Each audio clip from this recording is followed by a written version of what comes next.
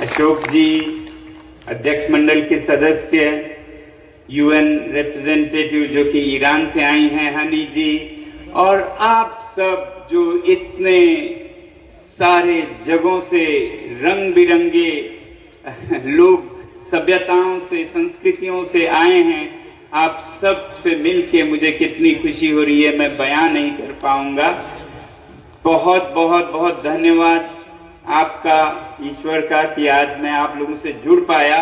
आसान नहीं था, मैं चाहता था कल जुड़ूं, मगर खुशी है कि आज जुड़ पाया। मेरी रेलगाड़ी 11 और 7 मिलाकर 18 घंटे लेट चली, ऐसी स्थिति थी, तो फिर भी आ पाया। इसका बहुत बहुत बहुत खुशी है आप लोगों से मिलके।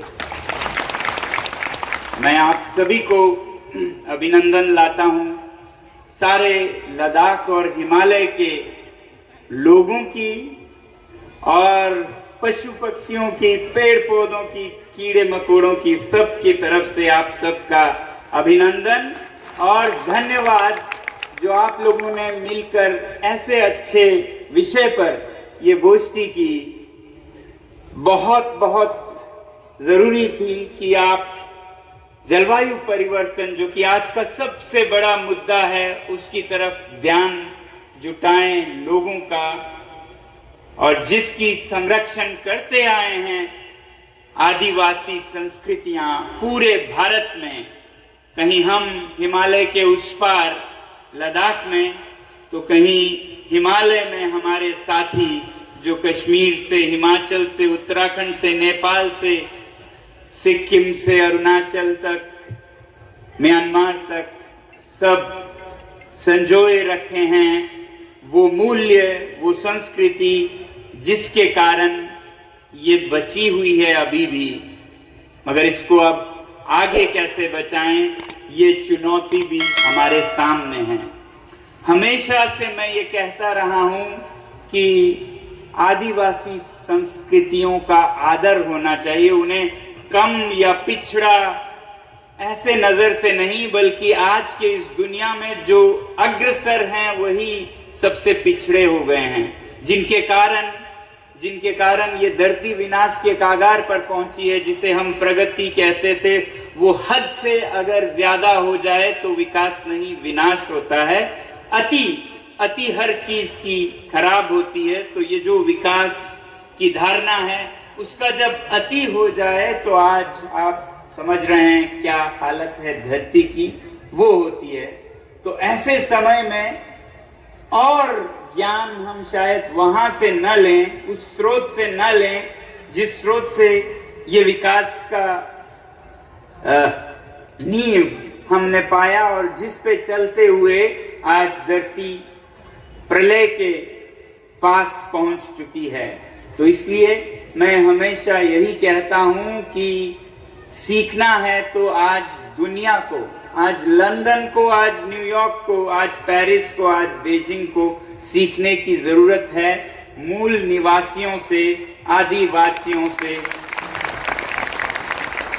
जो अपने पहाड़ों में, जंगलों में सादगी भरे जीवन से। और इसी की जरूरत है, यही ज्ञान वो सीख नहीं पा रहे हैं, जो अब बिगड़ चुके हैं विकास के रास्ते पर। वो हमारी ये सादगी भरा ज्ञान और संतुष्टि भरा ज्ञान नहीं वापस अपने जीवन में अपना पा रहे हैं। बहुत मुश्किल हो रहा है, तो सीखने की जरूरत है। तो इन बड़े शहरों को ऐसे सभ्यताओं से सीखने की जरूरत है। इसीलिए मैं बार बार कहता हूं, लोग कभी हंसते हैं, कभी मजाक की तरह देखते हैं कि अगर भारत को विश्व गुरु बनाएगा तो वो कलकत्ता, दिल्ली, बंबई, चेन्नई, बेंगलोर नहीं बनाएंगे।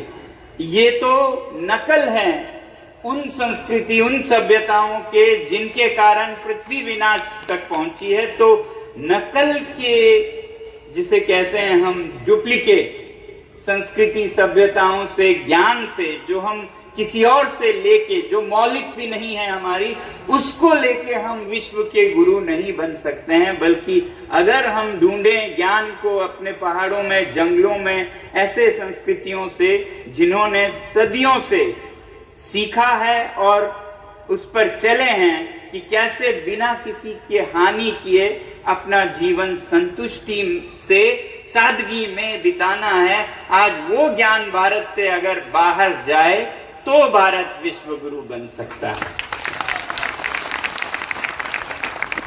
तो जैसा मैं कह रहा था, इस बात को बहुत गंभीरता से नहीं लेते थे, हालांकि मैं बोलता जाता था, मगर इस साल 2024 में 3 महीने पहले विश्व के स्तर पर भी इस बात को माना गया, जब संयुक्त राष्ट्र के यूएन के COP 16 जो कि विविधता पर, बायोडाइवर्सिटी पर हो रहा था कोलंबिया में, तो उसका सारा निचोड़ निकाल के जो बातें आई, उसमें सबसे महत्वपूर्ण ये थी कि इंडिजिनस लोगों को, आदिवासी सभ्यताओं को, संस्कृतियों को एक सम्मान से उनके द्वारा विश्व की ये जो जैविक विविधता है, बायोडाइवर्सिटी है, उसे बचाने का एक बहुत बड़ा साधन मानना चाहिए, उसे संरक्षित रखना चाहिए। अब ये संयुक्त राष्ट्र ने डंका बजाकर दुनिया को बताया है, यही हम कहते आए हैं आदिवासी लोग। तो आप लोगों को गर्व महसूस होना चाहिए कि हम उस संस्कृति से आते हैं जो बचा सकता है प्रकृति को, जो बचा सकता है पृथ्वी को, जो बचा सकता है केवल मानव ही नहीं, सारे जीव जंतुओं को। मानव केंद्रित विकास तो बहुत हुआ और उसकी अति हो गई है। हम जिस तरह से जंगल की आदर करते हैं, सम्मान करते हैं, जल की, जमीन की और उस पे पनपने वाले हर जीव जंतुओं की, वो आज दुनिया को सीखने की जरूरत है। ऐसा हर जगह होता था। आज से 1000 साल पहले सब जगह लोग प्रकृति के साथ संतुलन में रहते थे। पृथ्वी की सेहत, स्वास्थ्य बहुत अच्छी थी तब।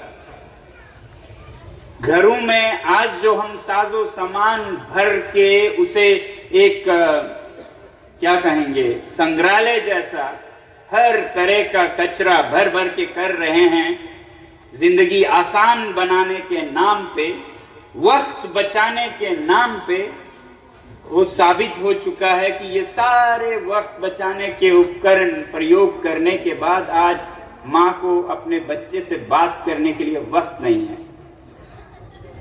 बच्चे को पिता से दिल की बात करने के लिए वक्त नहीं है। वक्त बचाने के इतने मशीनें, इतने साधन, मगर वक्त किसी के पास नहीं है। और इसी दौर में विनाश बहुत हो रहा है, ये हम देख रहे हैं। तो ये कैसे स्वास्थ्य बिगड़ा पृथ्वी का, थोड़ा मैं वो आपसे बांटूं, जिस तरह से मैं बच्चों को समझाने के लिए कभी कभी पेचीदे बातों को आसानी से दिखाने के लिए बोलता हूं बच्चों को, वो मैं आज आपके सामने रखूंगा कि ये क्या है, क्या हो रहा है, क्योंकि बहुत असमंजस का रास्ता है।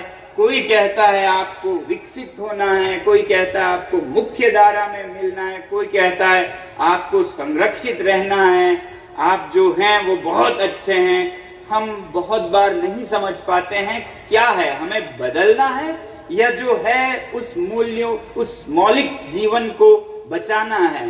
तो ऐसे में मैं आसान भाषा में बोलता हूं कि आज जिस रास्ते पे ये दुनिया चला, उसके हमारी धरती माँ, अगर उसे एक माँ समझें, धरती माँ बीमार है। आज धरती माँ बहुत बीमार है, किसी रोग का संक्रमण हुआ है जिसके कारण उसके अलग अलग हिस्सों में अलग अलग दुख और दर्द हो रहा है। उसका तापमान बढ़ता जा रहा है, बुखार हुआ है धरती माँ को, ऐसा मैं बच्चों को बताता हूं और शायद समझने के लिए ये सभी के लिए आसान हो कि आज धरती माँ बहुत बीमार है, बहुत ऊंचा बुखार है उसे, और इस गर्मी, इस बुखार के चलते उसके जो माथे पर लद्दाख और हिमालय के बर्फ हैं वो पसीने की तरह पिघल रहे हैं। बुखार में है माँ, तापमान बढ़ता जा रहा है और उसके माथे के शीर्ष के पसीने, ये ग्लेशियर्स के पिघलते हुए हालत को देख के समझ आता है कि कैसे पसीना पसीना हो चुका है आज धरती माँ। मैं ये नहीं कहता हूं कि मैं विकास विरोधी हूं। विकास जब हद में हो तो विकास है, हद से जब बढ़ जाए तो वो विनाश है। तो मैं हिंदी के एक गीत को अगर कहूं, इतने विकसित न बनो, इतने विकसित न बनो, हद के अंदर हो अगर विकास तो विकास होता है, हद से बढ़ जाए तो आप अपनी सजा होती है। अर्थशास्त्री कहते हैं उनके गुरु जो हमें विकास के रास्ते पे ले जाना चाहते हैं, फिर भी हम नहीं सुनते हैं। तो ये मैं आज एक तो दुनिया को, दूसरा हमारे ही जनजातीय लोगों को भी सुनाना चाहता हूं, खासकर युवा पीढ़ी को, ताकि आपको अपनी संस्कृति पे गर्व हो। जो सादगी थी वो पिछड़ापन नहीं था, वो बहुत अग्रगामी था, वो सबसे आगे है। दुनिया को आज चाहिए तो वो ज्ञान चाहिए, तो ये गर्व होना बहुत जरूरी है। मगर हमने भी, ऐसा नहीं है कि आप इस जनजाति से हैं तो आप तो स्वस्थ हैं। इसी जनजाति में भी जो लोग पृथ्वी को हानि कर रहे हैं, अपना सोच रहे हैं और किसी का नहीं सोच रहे हैं, वो संक्रमित हैं। और ऐसा नहीं है कि दिल्ली बंबई में जो हैं सब संक्रमित हैं। बहुत लोग हैं जो स्वस्थ बचे हुए हैं संक्रमण के बावजूद, जो हमें मदद करते हैं अपने बड़े बड़े शहरों से। मेरे साथी यहाँ दिलीप जैन जी हैं, वो आदिवासी नहीं है मगर उनके लिए वो हर रात दिन काम करते हैं। उसकी मैं बात कर रहा हूं कि जरूरी नहीं है कि दिल्ली और बंबई में सब संक्रमित हों। बचे हुए लोगों को एकजुट होना चाहिए, वो चाहे जंगलों और पहाड़ों में हो या शहरों के बीच अभी तक बचे हों, उनको एकजुट होके इस पृथ्वी के स्वास्थ्य को फिर से अच्छा बनाना होगा। इसलिए हम पर बहुत बड़ी जिम्मेदारी है। इसलिए मैं आप लोगों को एक तरफ तो धन्यवाद करने आया हूं कि आप अपने मूल्यों को बचाए रखने के लिए इतने 32 सालों से आप कोशिश कर रहे हैं। आज इसकी सबसे ज्यादा जरूरत है विश्व में। 32 साल पहले शायद लोगों ने इसे हंसी में उड़ाया होगा, ये पिछड़े लोग क्या कर रहे हैं, इनको कुछ नहीं पता है। आज वही लोग विश्व गुरु बनेंगे, तब आपका मूल्य बहुत होगा। तो ये अपने आप पर जो भरोसा है वो ना खोइएगा। संक्रमण चल रहा है मगर स्वस्थ कोशिकाओं को खुद को संभाले रखना है, नहीं तो कहेंगे बड़े गौर से सुन रहा था जमाना, खुद ही सो गए दास्तां कहते कहते। तो ऐसा ना हो, ऐसा ना हो। मैं चाहता हूं कि आप की दास्तां बड़े गौर से जमाना सुनने को तैयार है। आज संयुक्त राष्ट्र से, यूनाइटेड नेशन से लेके बुद्धिजीवी सभी आपकी दास्तां सुनने को तैयार हो और आप ना खामोश हो जाएं दास्तां कहते कहते। तो इसके लिए मैं खास कर लद्दाख से आया हूं, बहुत दूर से आया हूं, बहुत कठिनाइयां सह के आया हूं। कई बार मन में विचार आया कि नहीं हो पाएगा ये, 2 घंटे के लिए मैं मिल पाऊंगा उनसे, अगर वो भी देर हो गई तो मैं यहाँ आके कुछ भी ना पाऊंगा, खाली मैदान में आऊंगा। मगर फिर सोचा जो भी हो, कोशिश करने वालों की कभी हार नहीं होती। तो कोशिश की, आप लोगों से मिल पाया। अब मेरी कोशिश कामयाब आपसे मिलने से नहीं हुई, ना ही होगी। अगर आप इन बातों को, इस मूल्य को, इस गर्व को अपनी संस्कृति के बच्चे बच्चे में दे पाएं, ये सकारात्मक संक्रमण अगर आप कर सकें तो हम ये नकारात्मक संक्रमण को रोक पाएंगे। यही आपसे अपेक्षा है, यही आपसे प्रार्थना है। इसी के साथ मैं लद्दाख के अभिनंदन और शुभकामनाओं के साथ आपका अंतिम दिन है। आप सभी को ज्यादा नहीं रोकना चाहूंगा। बहुत बहुत धन्यवाद। जय जवाहर। बहुत बहुत धन्यवाद। तालियां बजती रहनी चाहिए। तो एक मिनट, माँ धरती का जो पूरा स्वरूप है और हमारी धरती माँ आज किस हालत में आ गई है, इन्होंने हुबहू चित्र हमारे सामने रख दिया। तो वासुक जी, दौरे महफिल का मुझे होश नहीं है, मैं तो पीता हूं मगर मई का मुझे होश नहीं है। दौरे महफिल का मुझे होश नहीं है, मैं तो पीता हूं मगर मई का मुझे होश नहीं है। जाना कैसे वो मकान दूर है, अंधेरा है। जाना कैसे वो मकान दूर है, अंधेरा है। मई कसी जोर की कर ली है मुझे, मई का मुझे होश नहीं है।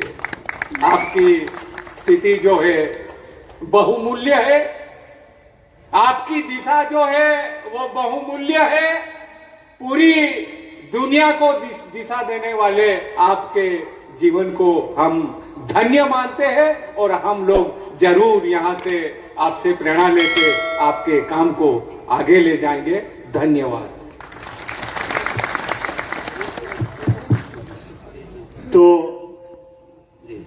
मैं ये कह रहा था कि आप लोगों ने जिस तरह से लद्दाख का जो आंदोलन था संरक्षण का, 6वें शेड्यूल का, उसका अलग अलग प्रांतों से, राज्यों से, मैदानों से, पहाड़ों से, जंगलों से जो समर्थन किया, उसका मैं धन्यवाद करने आया हूं। और खासकर आपकी संस्था से तो कई लोग लद्दाख आए और कईयों से मैं हिमाचल प्रदेश में मिला, आप में से बहुतों से, और हाँ, बहुत बहुत खुशी हुई। वहां पर भी जय जवाहर के नारे गूंजे थे हिमाचल में जब हम पद यात्रा पे चल रहे थे, तो उसका बहुत बहुत धन्यवाद। ऐसे ही जहां भी आवश्यक हो हमें एकजुट होकर आवाज उठानी होगी, उसी का नाम लोकतंत्र है।